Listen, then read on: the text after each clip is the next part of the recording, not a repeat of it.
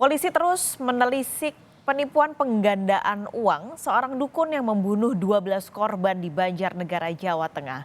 Saat dibawa ke lokasi tempat korban dikubur, tersangka bilang para korban diberi racun terlebih dulu sebelum dikubur.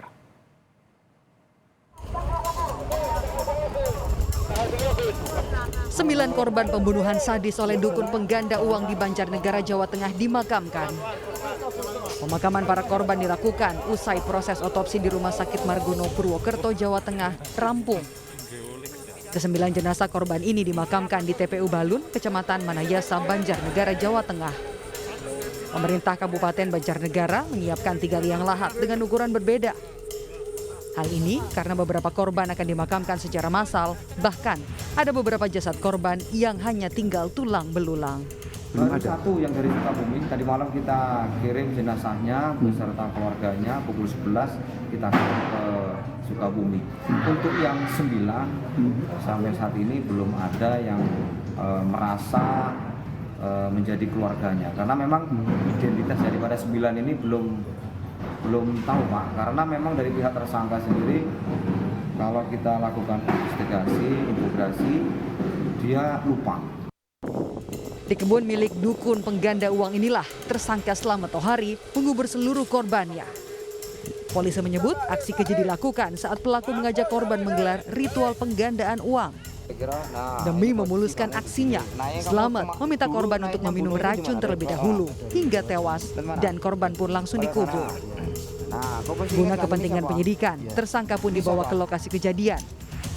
Polisi kembali menemukan 2 makam lagi sehingga total ada 12 korban. Bersama Kapolres Banjarnegara, tersangka menceritakan bagaimana ia melakukan aksi kejinya membunuh para korban.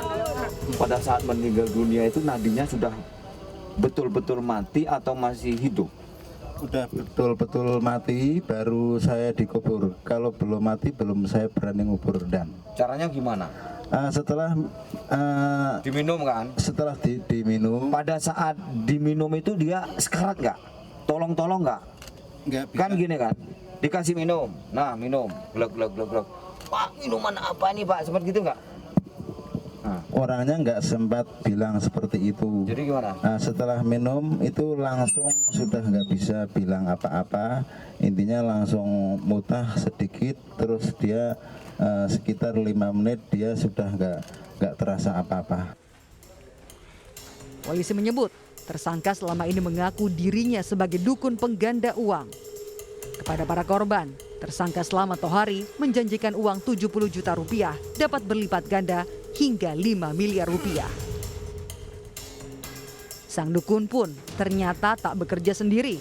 Polisi juga menangkap BS yang bertugas mengiklankan jasa Tohari di media sosial. Dari BS, polisi mendalami motif dan total jumlah korban. TH atau Mbak Slamet ini memiliki tangan kanan, yaitu saudara BS. Nah ini di belakang saya.